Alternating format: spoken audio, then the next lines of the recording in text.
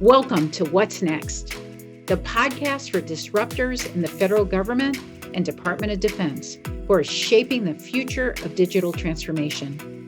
With a new administration setting fresh priorities and technology advancing at breakneck speed, the stage is set for an unprecedented era of innovation. Change isn't just inevitable, it's an opportunity to reimagine what's possible. Each episode will bring you front row insights from visionaries driving breakthroughs in artificial intelligence, quantum computing, cybersecurity, data strategy, acquisition at the speed of innovation, and beyond. Discover how they're turning challenges into opportunities and building the foundations for tomorrow's government. This is more than just a podcast. It's your roadmap to navigating transformation in 2025 and beyond. Ready to explore what's next? Let's get started. Welcome to today's episode of What's Next, where we dive into the future of innovation and transformation within the Department of Veterans Affairs. Joining us today is Jeffrey Neill, the Executive Director of the VA Technology Acquisition Center. As a driving force behind the VA's technology procurement and modernization strategies, Jeff shares his insights on what's next for 2025.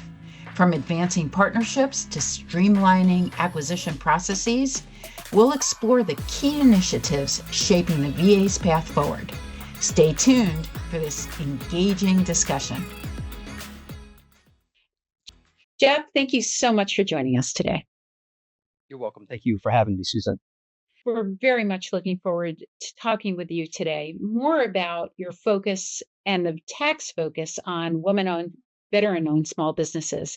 Can you tell us a little bit more about this area that you're focused on and what FY25 looks like?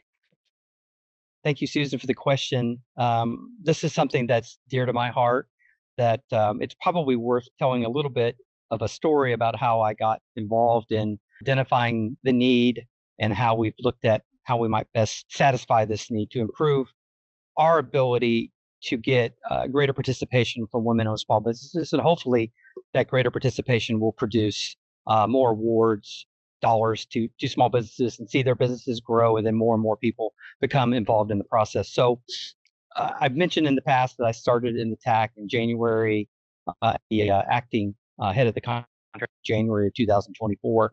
And I've met with many people trying to get a sense of what the TAC does well so that we can maintain that, and what we maybe could improve upon so that we could address that. And I had the opportunity to meet with a woman-owned small business that was also dual status. Actually, I think they were probably triple or quadruple status into other social economic categories like service-disabled, veteran-owned, things of that nature. And it came through that conversation that a lot of women-owned small businesses feel shut out of the technology sector. And that's how they feel.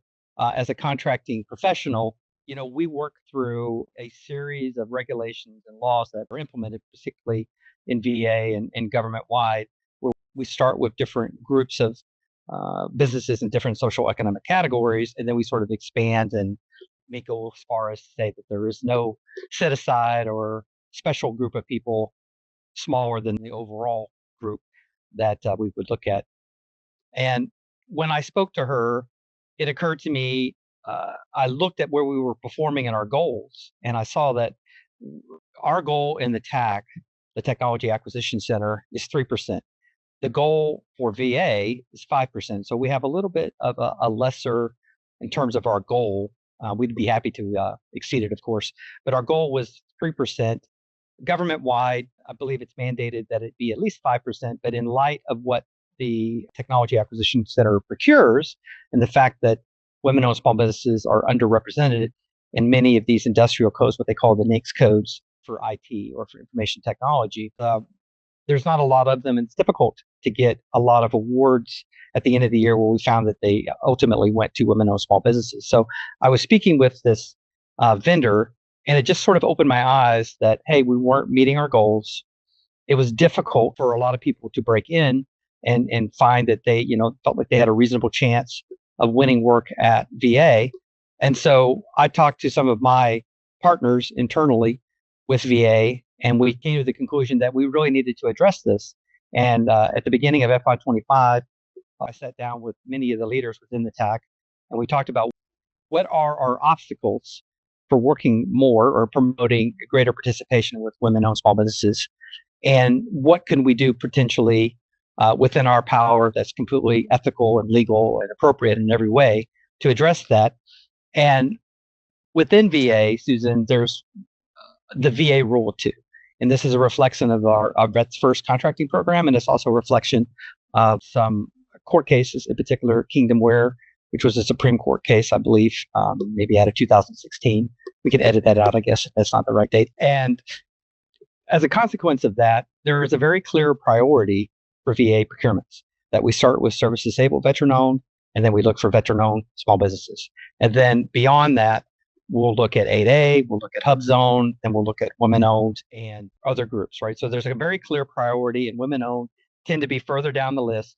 And so it's unlikely when we start with service disabled veterans, veteran-owned, and go through the different priorities, that it's far more likely that if it does clear, let's say, service disabled veteran-owned, it's more likely to be unrestricted, which is to say that everybody can participate on it. So there aren't very many.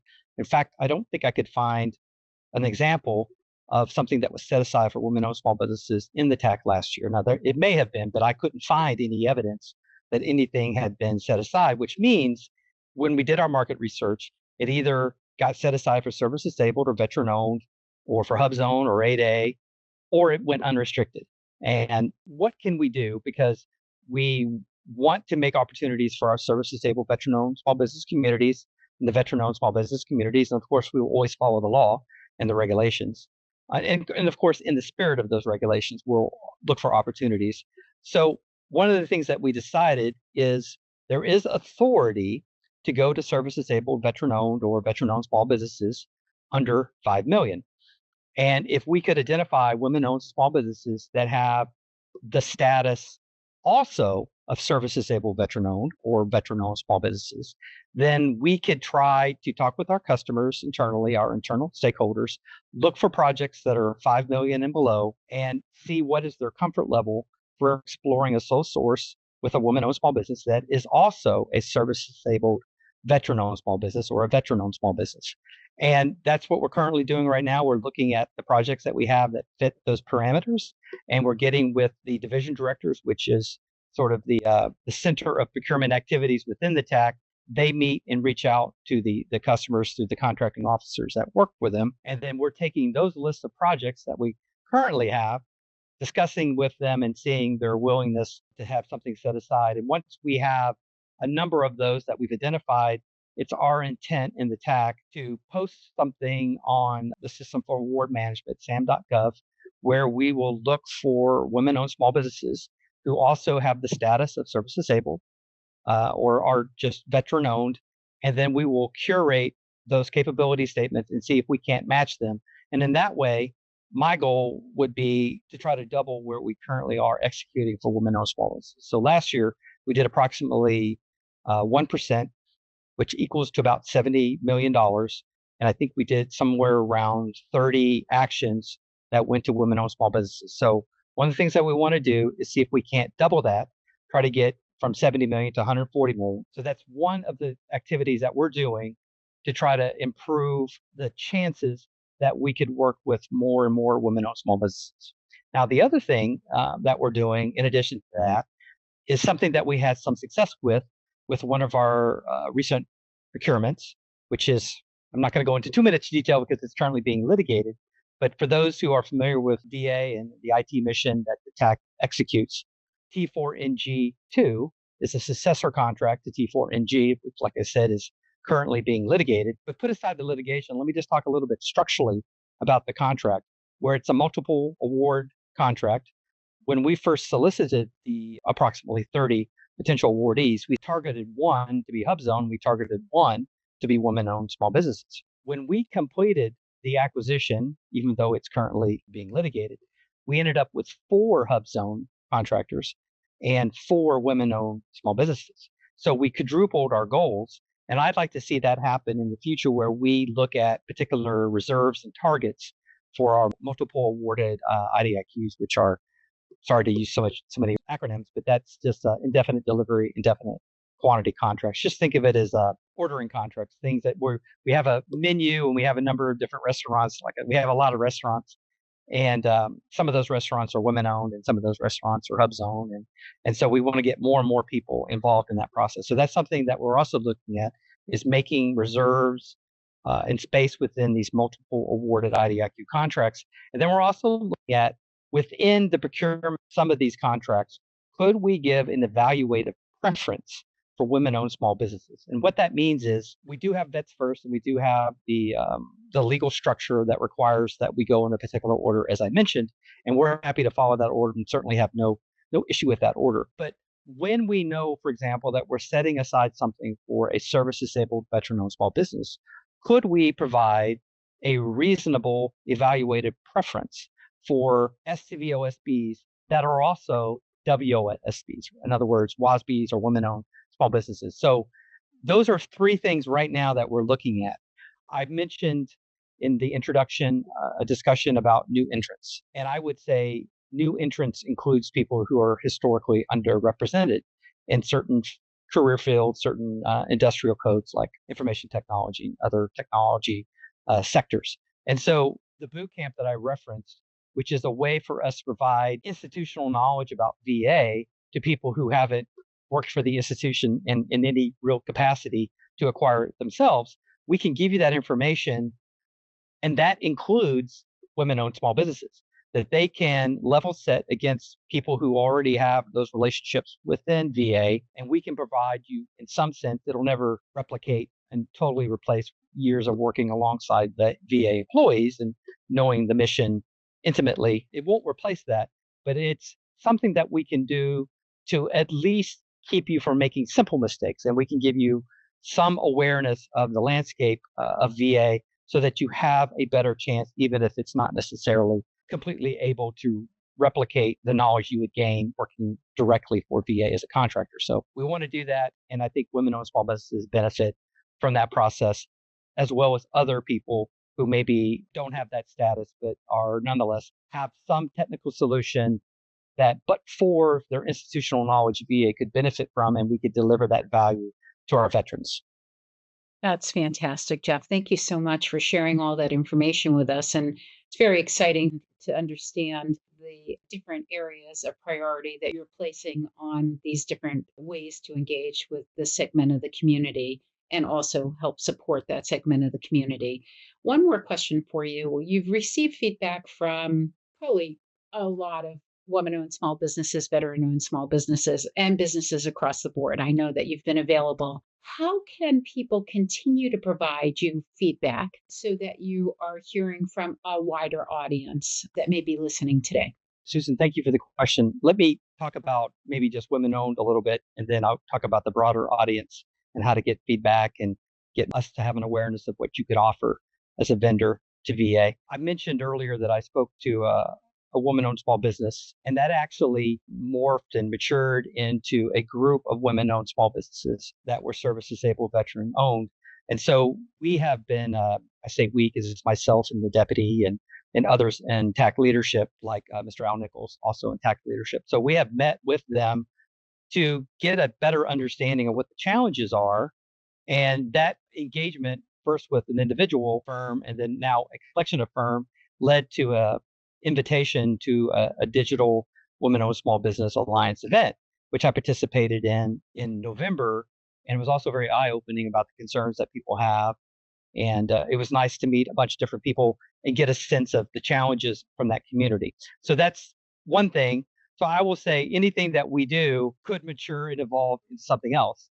And we're willing to do that because we're very interested in understanding the challenges, because there is almost a perfect win-win involved here. So if we can invite more people into the process, make sure that their participation is meaningful and that they don't stub their toe on these, say, common errors, and they have a shot at winning work, that produces greater competition, that produces better pricing, that produces better solutions for our veterans. And so we're intimately tied to the degree in which people feel that they can participate meaningfully and are provided opportunities. So we want to do that.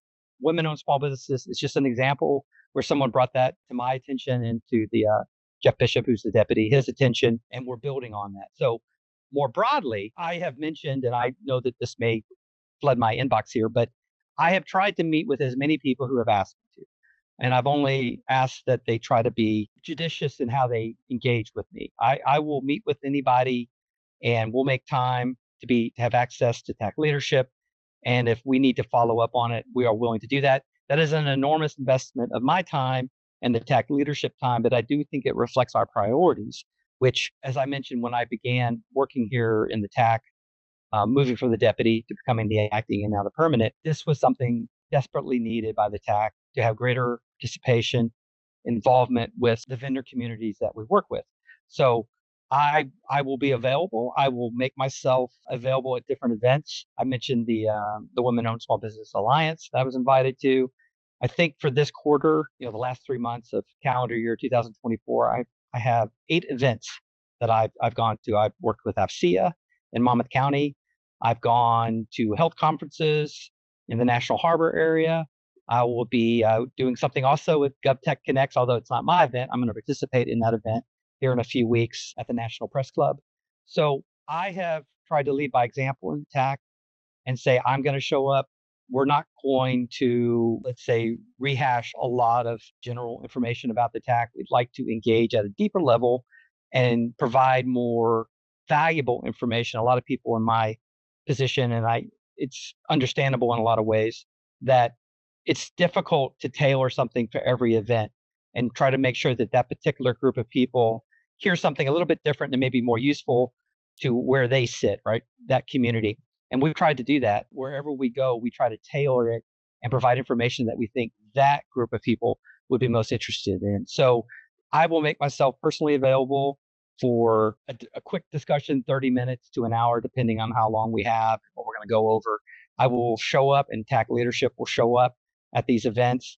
We've tried to create events where we thought a community was being underserved. So if we didn't think that the APBI was providing enough information at the granularity that many people desired it, we'll provide events, we'll make events, and hopefully this Austin event will produce other events and hopefully people will benefit from it. We've also tried to baseline within the TAC certain metrics so that we can see whether our efforts do in fact produce more participation and do in fact make a difference in the areas that we're looking at, so that we can make adjustments in the future if we find that our efforts don't produce the results that we're looking for. And I think, Susan, for anybody in VA, it's all about supporting the veteran. So all the things that we do, at the end of the day, they're tied to producing a better environment for the veteran, right? Many of the services we provide go to programs that support veterans, but we here in the TAC see that connection, that we support the programs and those programs support the veterans. And it's just absolutely critical that we get them the best possible services, equipment, or whatever is being procured possible to support our veterans. And so we're deeply invested in working with industry because, in my experience, having talked to many, many people in industry, they are just as committed to serving the veterans as the people within VA itself. And so we want to pair with them and work together to get the very best for our veterans. And so engagement and understanding what we need from each other to work together more efficiently and effectively. We are 100% on board here in the TAC in engaging with people and getting an understanding where the friction points are and overcome them to the extent that we can. Not every friction point is necessarily a friction point that can be overcome. Some things are required by law, or not everybody perceives them to be equally a problem or a source of problems. But the idea is we listen and we're open, and we hope to win everybody's trust by showing that not only we listened, but we took appropriate action to carry out what we heard. So we heard that maybe the APBI didn't deliver at the level of detail as needed. So now we're going to look at the Austin Roadshow. We're going to look at the What's Next. We thought, a lot of new companies can't get that basic level of information about working with VA, and they struggle to overcome these simple errors, and it's preventing them from participating, and it's really hurting their ability to win work. Let's do a boot camp. Let's help them not stub their toes. Let's give them the basic information and do the best that we can to level set so that they're on a more equal playing field for people who do know all the ins and outs and know who works where and, how does the TAC do proposals. So if that's something that we can reasonably do. And more generally, we want to be transparent. We want to talk about what we're doing because we're doing it for the express purpose of improving our collaboration with industry and delivering better value, better services ultimately to our veterans.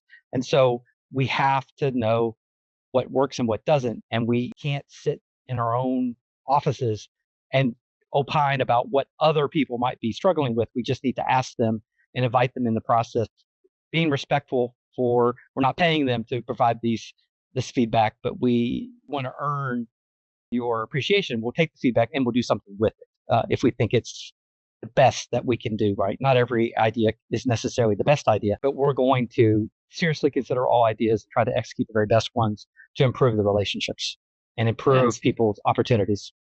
That's fantastic, Jeff. One follow-up question that I do have.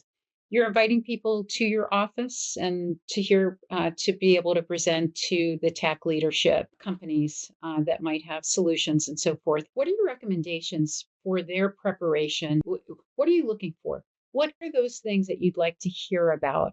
And what is the most value to you in terms of your time to be able to make the most of their time? Thank you for that question, Susan. So there's a lot to unpack there. Let me tell you what people normally do that isn't very valuable. So if you come in and you talk about what you're capable of delivering for VA, the types of particular, maybe your advantage in the marketplace lies in this area. And so you want to discuss maybe where your expertise lies.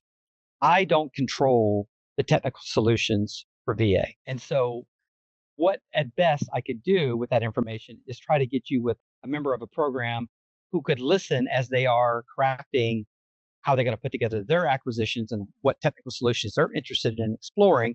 For me, our particular area of expertise is in the procurement process itself. And so we don't infringe on other people's decisional space and what they want to explore, what they think technically could meet their requirements. We want to encourage them to be open so that a lot of people could propose different technical solutions, but we don't generally bracket it and say, here's where that space ought to be limited to. So that's something that our program people, that's really their area of expertise, and they're much more familiar with the challenges of their programs and their needs than we are. So people come, and I would say, no matter how much I like you and how much I like your capability, I'm not able to do anything beyond appreciate your capabilities. And there are, for example, in the Office of Information Technology, they have a way to get an audience and into that process of talking with the program people. That's strictly separate from what the TAC does. So that particular aspect of it is very common, but it's also not fruitful, I would say. I will listen and I will be impressed when you have your wonderful presentation, but I can't be much more than impressed when it comes to what you present. What I've always encouraged people to do is feedback about your particular challenges, things that maybe they see within the TAC in particular that we could speak to intelligently. So if you have a problem with how we do pricing, if you have a problem with how we typically do a lot of our evaluative factors, that is a much more beneficial space for a conversation. But I will say, Susan, we're available and we talk and we meet with many, many people. That is really an interim step, I would say. We will always continue to meet with people. That's such a normal part of being in my position and others' TAC leadership. But ultimately, we would like to get more refined in how we communicate. And I think these podcasts and soliciting feedback that's all together instead of being piecemeal is one way that we'll do it. We have, and this will be a subject of another podcast, we've put our procurement forecast on GSA's acquisition gateway. And the purpose of that is so that when you're talking with me or other members of TAC leadership, it doesn't have to be about what's on the horizon. We will disclose everything we have that we can legally disclose on that forecast. So we're trying to take common questions, common sources of inquiry, provide that publicly to the extent that we can, so that the communication could be winnowed down to the areas that we think are the most productive. So if you come in, you can discuss what your company can do. And like I said, I will happily listen to that. I just can't do much with that information.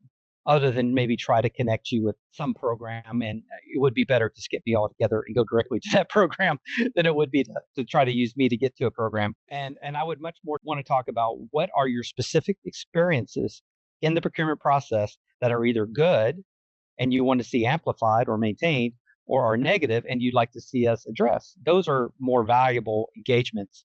And what I have traditionally done, Susan, is if I have 30 minutes or 45 minutes, I let people talk 20 minutes, 25 minutes, and then I try to steer the conversation in that direction and say, well, that's wonderful. Hey, what did you think about our forecast? What did you think about? And I try to get that feedback, because what we do internally is we have a number of different initiatives that we're working on, and we're trying to refine and pinpoint them to what we think would be the most valuable strategy to address whatever problem we've identified. And so I'm repurposing a lot of these meetings to get feedback based on people who are experiencing the problems that I think that we're trying to overcome, and give them an opportunity to help us refine our strategies to overcome that. So in Austin, that we talked about with the what's next, that is a reflection of having spoken with a number of different people about what they thought the APBI did not deliver and what was possible in a way of supplementing what isn't being provided in the APBI. So that's what I would say. Well, we have these ad hoc sort of one-on-one engagements. If we can narrow the field and have a conversation more about what the TAC's doing, what the TAC can do for you, what are you doing, and what can we do to help you understand the TAC process better so you can work more efficiently with us, that would be the most productive way overall. But I think in reality, we have to be more sort of open-minded in TAC leadership here in VA, that we need to build in reliable communication channels, whether it be at the APBI, whether it be at the TAC Roadshow, or communicating more or less one direction in a procurement forecast, so that we can communicate and then we can manage the flow of information so that it's easier for us to be good stewards of that information and take that information and do things with it. So trying to build in ad hoc or impromptu conversations, but also have some reliable ways to communicate things like our forecast and what's coming up in terms of our initiatives for FY25. That's great, Jeff. Thank you so much. I think that will be helpful for everyone to know when they come in what they need to be prepared for in terms of that engagement with you, to make the most of their time and to make the most of your time as well. Well, Jeff, thank you so much for sharing this information about your goals for 2025 with women-owned, veteran-owned small businesses, other businesses, as you look at the broader picture and ways in which you'll be engaging with the community. So thank you so much. Thank you, Susan. I really appreciate the opportunity. And hopefully, if we do this again next year, we'll talk about what a great success it was. I can't wait to hear about that, because I know we'll be able to see some really great things happen in terms of the results of the feedback that the community is providing to you. You've been listening to What's Next, the podcast that brings you bold ideas and actionable insights from the leaders shaping the future of digital transformation. As we step into 2025, the pace of change will only accelerate. But with the right vision and strategy, we can turn disruption into transformation and possibilities into progress. If you're ready to lead, innovate, and inspire, stay tuned for more episodes. Don't forget to subscribe, share, and join as we chart the course for a smarter, more connected future. Until next time, remember, the future belongs to those who don't just adapt, but innovate. Let's build it together.